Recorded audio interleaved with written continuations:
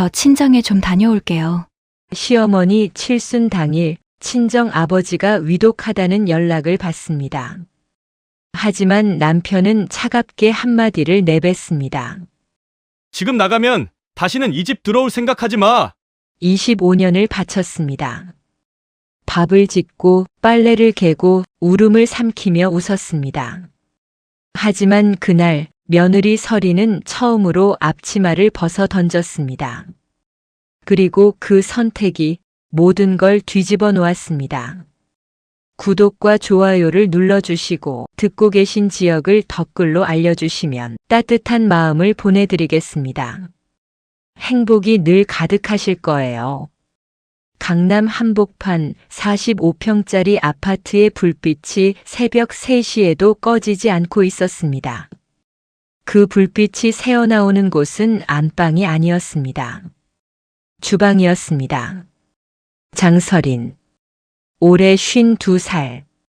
이 집에서 25년을 살았지만 이름 석자로 불린 기억이 가물가물한 여자였습니다. 그녀는 사흘째 제대로 눕지 못한 몸을 이끌고 가스불 앞에 서 있었습니다. 내일 모레가 바로 시어머니 전 여사의 70번째 생신이었습니다. 20명분의 코스 요리였습니다. 전체부터 후식까지 전 여사가 입버릇처럼 말하던 고급 한식당의 메뉴를 고스란히 재현해야 했습니다.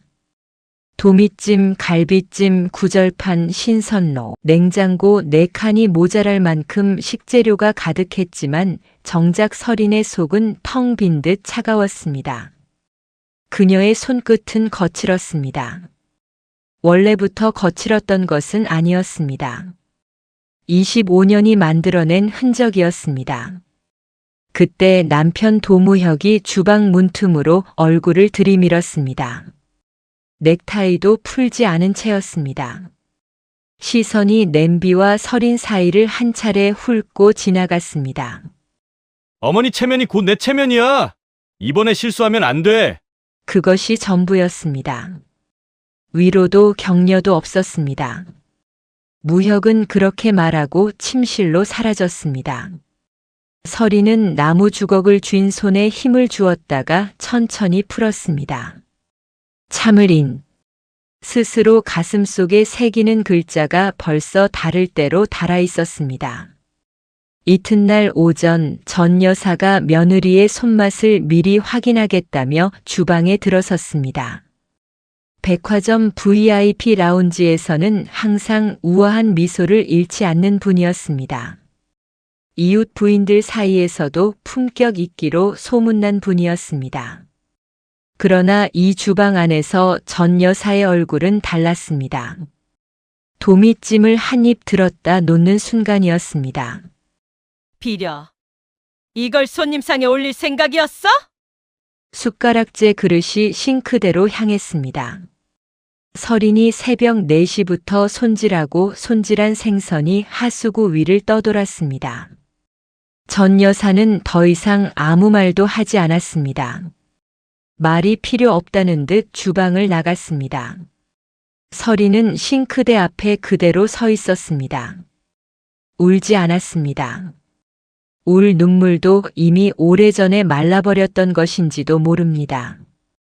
다만 손끝이 미세하게 떨리고 있었습니다. 그 떨림은 서러움이 아니었습니다. 무언가가 조용히 그러나 단단하게 깨어나는 소리였습니다. 시어머니 칠순 당일 아침이었습니다. 설이는 눈도 제대로 붙이지 못한 얼굴로 이미 앞치마를 두르고 있었습니다. 손님들이 오기까지 5시간. 찬압은 층층이 쌓였고 국물은 뭉근하게 끓고 있었습니다. 지난 사흘의 고단함이 주방 가득 뺀 음식 냄새처럼 무겁게 깔려 있었습니다. 그때 설인의 휴대전화가 울렸습니다. 발신자는 올케였습니다. 전화를 받는 순간 설인의 얼굴이 굳었습니다. 친정아버지가 새벽부터 의식을 잃었다고 했습니다. 지금 바로 오지 않으면 못 볼 수도 있다는 말이 수화기 너머로 떨렸습니다. 아버지, 서린에게 그 이름은 이 세상에 단 하나 남은 편이었습니다. 서린은 앞치마를 벗으며 거실로 나왔습니다. 무혁은 소파에서 신문을 펼치고 있었습니다. 서린은 최대한 차분하게 입을 열었습니다. 여보, 아버지가 위독하대요. 병원에 잠깐만 다녀올게요. 2시간이면 돼요. 신문이 내려갔습니다. 무혁의 눈썹이 올라갔습니다. 오늘이 무슨 날인지 알아? 네가 빠지면 누가 챙겨? 서린은 한 걸음 더 다가섰습니다. 목소리가 간절해졌습니다. 어머니도 계시고 도우미 아주머니도 오시잖아요. 아버지가 지금 눈을 못 뜨고 계신다고요. 무혁은 신문을 다시 들었습니다. 그것이 대답이었습니다. 그 순간 서린의 심장 어딘가에서 무언가가 조용히 부러지는 소리가 났습니다. 그때였습니다. 대학생 아들 면석이 방에서 나오다 상황을 눈치챘습니다. 서린은 아들을 바라보았습니다. 혹시라도 편이 되어줄 것이라는 기대가 눈빛 속에 담겨 있었습니다. 엄마, 오늘은 할머니 기분 맞춰드려요. 그래야 우리 유학 자금 나오잖아요. 그리고 외할아버지는 이모도 있잖아. 22살짜리 아들의 입에서 나온 말이었습니다. 딸 수아도 방 안에서 들었을 터였습니다. 나오지 않았습니다. 25년이었습니다. 이 가족을 위해 서린이 쏟아부은 시간이었습니다. 새벽 첫 차를 타고 시장을 다닌 날들, 학부모 회의에서 혼자 맨 뒷줄에 앉아 수첩에 받아 적던 날들, 남편 회사 접대 자리에서 웃음을 잃지 않던 수백 번의 밤들. 그 모든 것이 지금 이 순간 한꺼번에 떠올랐습니다. 그리고 그 위로 어린 시절 아버지의 목소리가 겹쳐 올라왔습니다. 서린아, 너는 아빠 보물이야. 서린은 눈을 감았습니다. 감은 눈 뒤로 뜨거운 것이 차올랐지만 흘리지 않았습니다. 주방으로 돌아가 다시 불 앞에 섰습니다. 냄비가 부글부글 끓고 있었습니다. 뚜껑이 달그락거렸습니다. 넘치기 직전이었습니다. 그 냄비가 꼭 서린 같았습니다. 오랫동안 뚜껑을 눌러왔습니다. 그러나 모든 것에는 한계가 있는 법이었습니다. 끓는 것은 반드시 넘치게 되어 있었습니다. 아버지는 그날 저녁 서린이 오지 않은 병실에서 눈을 감았습니다. 임종을 지킨 사람은 옳게 혼자였습니다. 잔치는 화려했습니다. 12가지 반찬이 상을 가득 채웠고 꽃 장식이 거실 한쪽을 물들였습니다. 손님들은 웃으며 잔을 기울였고 전 여사는 상석에 앉아 여왕처럼 미소를 받아냈습니다. 그 모든 것이 서린의 손에서 나왔습니다. 아버지의 임종도 지키지 못한 그 손이었습니다. 서린은 주방과 거실을 오가며 웃었습니다.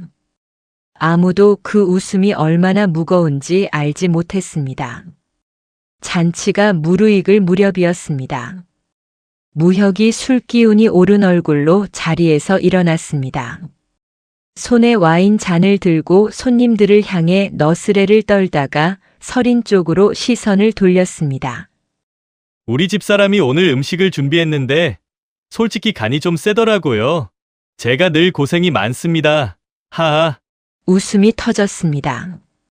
손님들은 가볍게 웃어넘겼지만 서린의 귀에는 그 웃음 하나하나가 바늘처럼 꽂혔습니다. 무혁은 거기서 멈추지 않았습니다.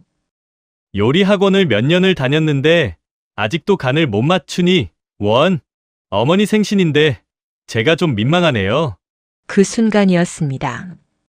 서린의 얼굴이 한쪽으로 돌아갔습니다. 뺨을 맞은 것이 아니었습니다. 그러나 맞은 것보다 더 세게 무언가가 서린의 안쪽을 강타했습니다. 25해 전 시어머니 앞에서 처음 무릎을 꿇던 날이 겹쳐 올라왔습니다. 처자일을 낳고 사흘 만에 제사밥을 지어야 했던 날이 올라왔습니다. 친구 결혼식에 가지 못하고 시댁 벌초를 갔던 날이 올라왔습니다. 그리고 어제 아버지의 마지막 숨결을 옆에서 지키지 못했던 그 시간이 파도처럼 한꺼번에 밀려왔습니다.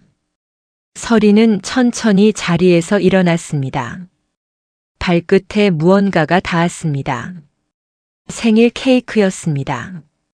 아까 누군가 건드려 바닥에 떨어진 것을 아무도 치우지 않은 채였습니다. 서리는 케이크를 밟았습니다. 흰 크림이 구두 밑으로 번졌습니다. 그리고 천천히, 아주 천천히 일어섰습니다. 그 눈빛이 달라졌습니다. 오랫동안 숨겨두었던 무언가가 수면 위로 올라오는 눈빛이었습니다. 두렵지 않았습니다. 더 이상 잃을 것이 없는 사람의 눈이었습니다. 서리는 품속으로 손을 넣었습니다. 접힌 서류 2뭉치가 나왔습니다. 하나는 이혼 서류였습니다. 다른 하나는 무혁이 지난 3년간 회사 돈을 빼돌린 횡령 정황과 한 여자와 주고받은 메시지가 출력된 수십 장의 문서였습니다. 서리는 그것을 식탁 한가운데 올려놓았습니다. 와인 잔 옆에, 꽃 장식 옆에, 전 여사의 생신 케이크 옆에. 거실이 조용해졌습니다. 손님들의 웃음이 일시에 멈췄습니다.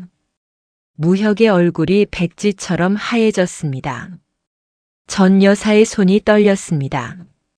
서리는 누구를 향해 소리를 지르지 않았습니다. 울지도 않았습니다. 그저 낮고 또렷한 목소리로 말했습니다. 25년 잘 버텼습니다.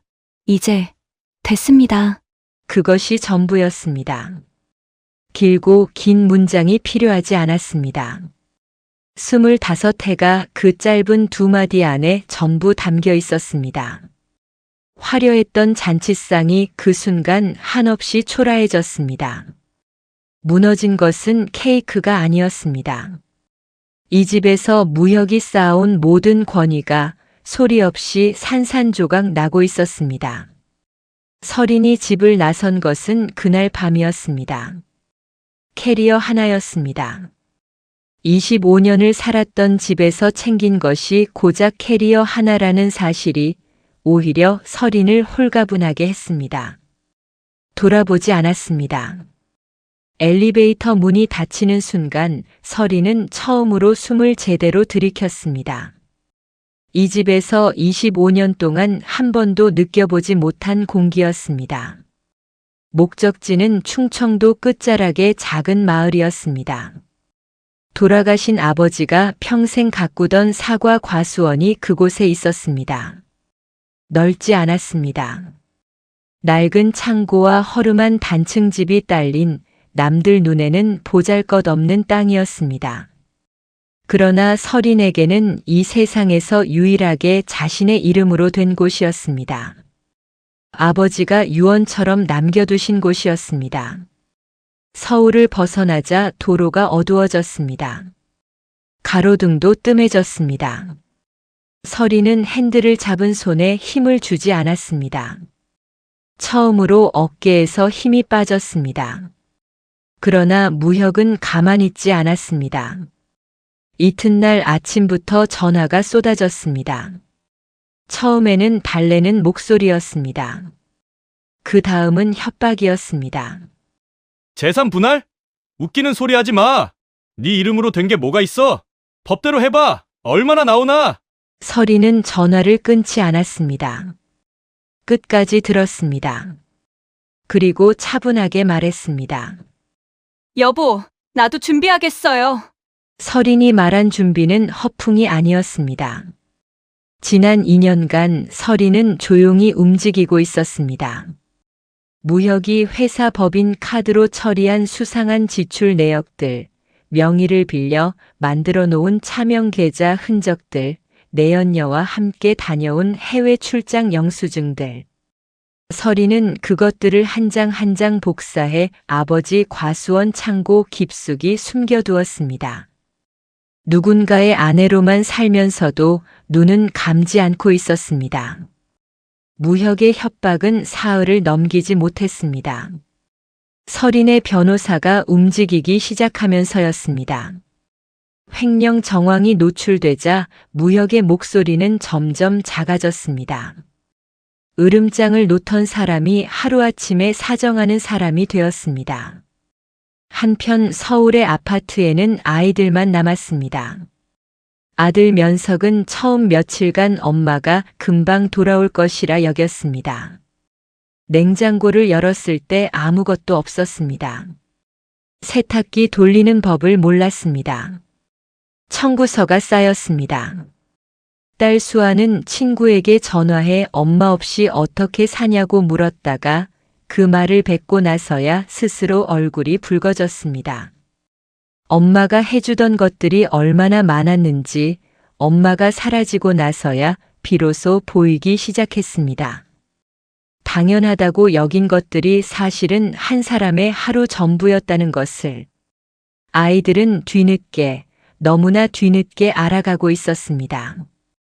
과수원에는 봄이 오고 있었습니다. 설이는 오래된 장갑을 끼고 아버지가 남긴 사과나무 아래 섰습니다. 가지치기가 필요한 나무들이었습니다. 오랫동안 돌보는 사람 없이 제멋대로 자란 가지들이 얽혀 있었습니다. 설이는 가위를 들었습니다. 잘라낼 것은 잘라내야 했습니다. 그래야 제대로 된 열매가 맺히는 법이었습니다. 나무도 사람도 다르지 않았습니다. 설이는 난생 처음으로 누군가의 눈치 없이 가위질을 했습니다. 잘린 가지가 발밑에 쌓였습니다. 그 순간 설인의 볼 위로 25년 만에 눈물이 소리 없이 흘렀습니다. 슬픔이 아니었습니다. 살아있다는 것이 느껴지는 눈물이었습니다. 1년이 흘렀습니다. 충청도 작은 마을 어귀에 간판 하나가 새로 걸렸습니다. 손으로 직접 쓴 글씨였습니다. 장설인의 찬압. 그것이 전부였습니다. 화려하지 않았습니다. 그러나 그 네 글자 안에는 25년이 녹아 있었습니다. 누군가의 며느리도 누군가의 아내도 누군가의 엄마도 아니었습니다. 그냥 장설인이었습니다. 그 이름 석자가 간판이 되는데 꼭 25년이 걸렸습니다. 가게는 작았습니다. 테이블 4개짜리 공간에 주방이 붙어 있는 구조였습니다. 설이는 새벽 5시에 일어났습니다. 강남 아파트에서 새벽을 보내던 것과 다르지 않은 시간이었습니다. 그러나 느낌이 전혀 달랐습니다. 그때의 새벽은 의무였고 지금의 새벽은 선택이었습니다. 제철 나물을 다듬고 직접 담근 된장으로 국을 끓이고 과수원 사과로 후식을 만들었습니다. 입소문은 천천히 그러나 단단하게 퍼져나갔습니다. 처음에는 마을 어르신들이 찾아왔습니다. 그 다음에는 근처 도시에서 일부러 찾아오는 손님들이 생겼습니다. 어떤 손님은 한 입 먹고 나서 말했습니다. 이 맛은 어디서 배우신 거예요? 설이는 웃으며 대답했습니다. 25년 배웠습니다. 거짓말이 아니었습니다. 시어머니의 독설 앞에서도 손을 멈추지 않았던 그 세월이 고스란히 음식 안에 담겨 있었습니다. 상처가 깊을수록 손맛이 깊어진다는 것을 설이는 몸으로 알고 있었습니다. 한편 서울에서는 저마다의 방식으로 무너지고 있었습니다. 전 여사는 아들의 횡령 사건이 불거지며 주변 시선이 차가워지자 스스로 조용한 요양원을 택했습니다. 넓은 방도 백화점 VIP 카드도 없는 곳이었습니다. 그곳에서 전 여사는 이따금 멍하니 창밖을 바라보았습니다. 머릿속에 떠오르는 것은 이상하게도 설인이 끓여주던 흰죽이었습니다. 아플 때마다 말없이 방문 앞에 놓여있던 그 죽이었습니다. 한 번도 고맙다고 하지 않았던 그 죽이었습니다. 뒤늦은 후회는 언제나 가장 조용한 곳에서 찾아오는 법이었습니다. 무혁은 횡령 사건 이후 회사에서 밀려났습니다. 내연녀는 사건이 불거지자 가장 먼저 연락을 끊었습니다. 강남 아파트는 재산 분할 과정에서 처분되었고 무혁은 결국 변두리의 작은 월세방으로 삶의 반경을 줄여야 했습니다. 한때 어머니 체면이 곧 자신의 체면이라 큰 소리치던 사람의 끝이었습니다. 아들 면석은 유학을 포기했습니다. 스스로 아르바이트를 시작하면서 처음으로 돈이 어떻게 만들어지는지 알게 되었습니다. 딸 수아는 몇 달 만에 엄마를 찾아 충청도까지 내려왔습니다. 가게 문을 열고 들어서자마자 눈물부터 쏟았습니다. 설이는 아무 말 없이 국 한 그릇을 내밀었습니다. 그것으로 충분했습니다. 용서는 한순간에 오지 않았습니다. 그러나 국물이 식기 전에 모녀 사이에 무언가가 조금씩 녹기 시작했습니다. 설이는 딸에게 묻지 않았습니다. 다그치지도 않았습니다. 그저 따뜻한 것을 내주었습니다.